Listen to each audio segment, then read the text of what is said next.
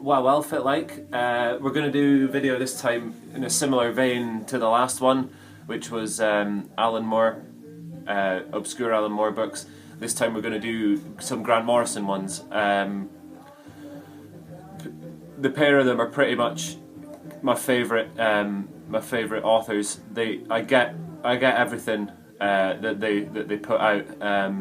Some of their stuff's been a bit dodgy recently, but I mean that's okay.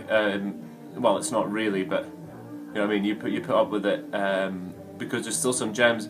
Like Annihilator, one of Grant Morrison's more recent ones, that was amazing. It was really, really good. Nameless, I'm still trying to figure out what the hell that was. Klaus, I mean, alright man, fair enough, but what, you know, we'll see what happens with that.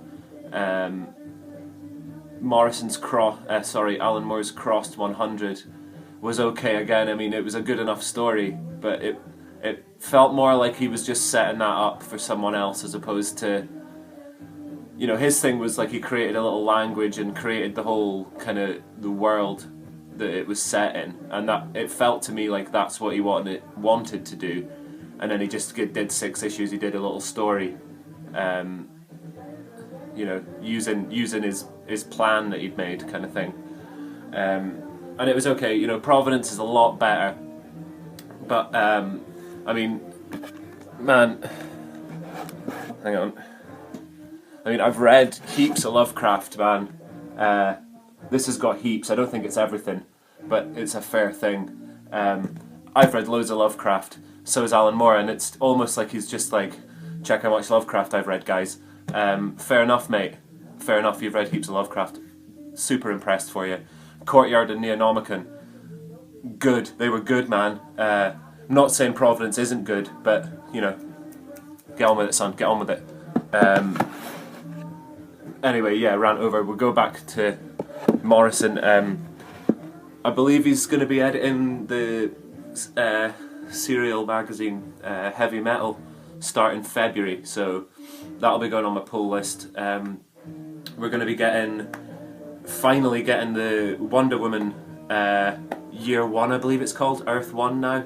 Earth 1, Wonder Woman, that him and Yannick Paquette are doing, so we'll hopefully see that this year. It's already been put back. I've got it pre-ordered on Amazon. I tend to pre-order these graphics just on Amazon, and they just come when you get them. A lot of the Alan Moore League stuff, more recent League stuff, I've been doing that, pre-ordering it and forgetting about it, and then it just drops through the door, and you know, you don't have to worry about it. Anyway, yeah, let's get to Morrison. This I found, I kind of heard about it and bought within the space of about an hour. You know, I'd never really did the research on it. Then all of a sudden did the research and I'd bought one. I think I got it for 12 quid a couple of years ago. Near Myths, it's called, number 2. This is the first published Grant Morrison story. He does the art in this as well, which is interesting. Alan Moore also, back in the early days, did his own art. Maxwell the Magic Cat, for example, is his art as well. Grant Morrison draws this one. His drawing's quite good, and it actually reminds me a little bit of Paquette, talking about him. If you manage to get hold of this and read it, you'll see what I mean. But it's typical Grant Morrison. There's the time's all over the place. They're travelling through time. You read it and you don't have a clue what's happened. I couldn't tell you what it's about, and I've read it a couple of times. But it's a good one to have. Near Myths number 2. I believe, I want to say it's Dan Dare, but I don't think it is. It's not. It's the guy who appears in Invisibles, is it? Gideon Stargrave. Near Myths 3, 4 and 5, I think. Or maybe just 3 and 4 are Gideon Stargrave stories, and they'd be first appearance of him. So if you're into that, there's a couple of these to get for Grant Morrison stuff. If you can find that, it's really worth it. It's worth just having it and just doing what I've done, stick it in a wee bag, stick a board behind it on the shelf. A couple other ones, and another early one he did for Trident.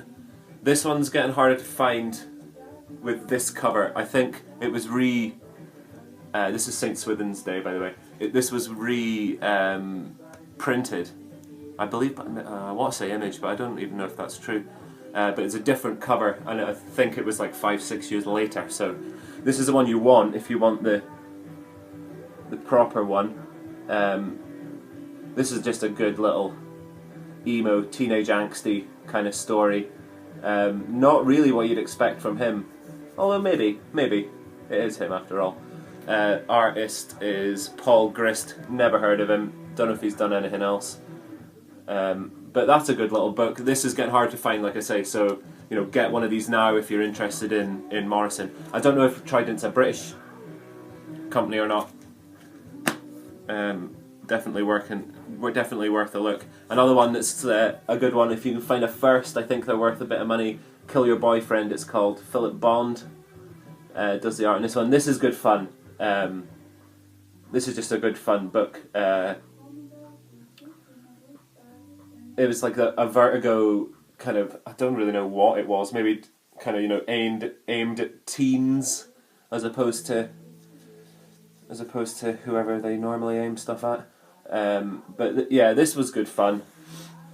Again, self-contained. These ones are just what they are. They're just them. I believe this was in a Trident serial magazine. This is four issues collected into one normal book. This is just this.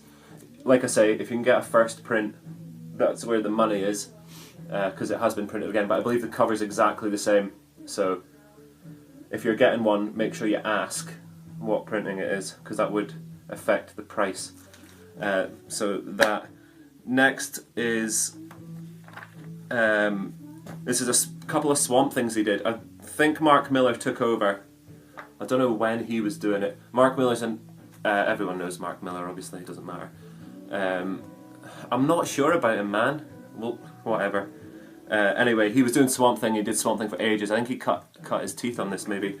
Not sure, but 140 to 143, Morrison as well as him.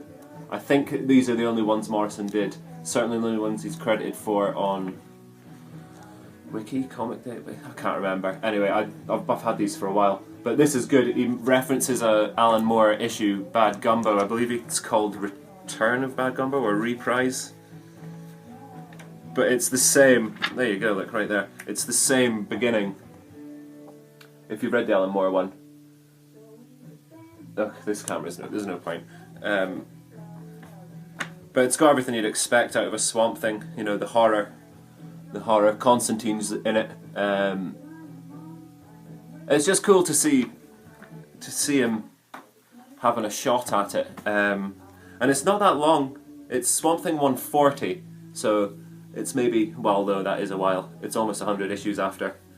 More. It's like 80 issues. So yeah, a good couple of years. But that's worthy, just for a little four-part arc. That's one to go. He did a lot of stuff with Mark Millar around this time. He did a Flash thing, which he just walked away from in the end, and Miller finished it. Did they do that? I can't remember. He's done a heap of stuff with him. But that's worth it. That's a good little thing. I don't read this nearly as much as like the Alan Moore Swamp Thing, for example, or any of Morrison's other stuff, but it's good to have. He did. I should have pulled that out. There's 2 Hellblazer books. I think I can't even remember what numbers they are. Just 2 that Moore did. I believe they're maybe Morrison did. I believe they're maybe in the 40s kind of area. But they're a good little run as well, and they're kind of similar. Obviously, Constantine in a similar vein. This is probably my favourite of the ones I've pulled out. Yeah, this is just ace fun little book. Sebastian O, it's called. 3 parts. It's just a little Vertigo 3-parter. He's done a few of these little 3 parts for Vertigo, and they've done pretty well. I don't know how well this one's known. I've never seen a trade of it. I assume you must be able to. But Sebastian O's the boy. He's got little quotes at the front. Yeah, and this one, issue 2 says, "We may be in the sewer, but there's absolutely no need for that kind of gutter profanity." So that's the kind of cat you're dealing with there. There's issue 3.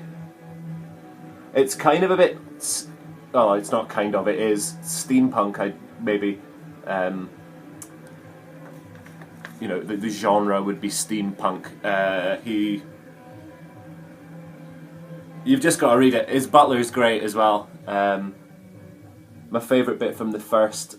No, in fact, I won't tell you. Just buy this and read it. So that's what I got for a couple of Morrisons. If anyone's got any... I'd like to see some maybe rare Morrison and Alan Moore stuff. That's the kind of stuff I'm into buying. So if anyone's got some and wants to, you know, do a video, if anyone can beat this for Morrison, or, you know, show me something super early of Alan Moore. If anyone's got, you know, like Embryo 5 or something like that, that would be sweet to see. But yeah, make up a video and let me know. I'll watch it. I'm keen for seeing some of these earlier, or just more obscure stuff that maybe you don't think I've got or don't think I know about. Just go for it. Show me it. Anyway, that's me. Cheers. Thanks.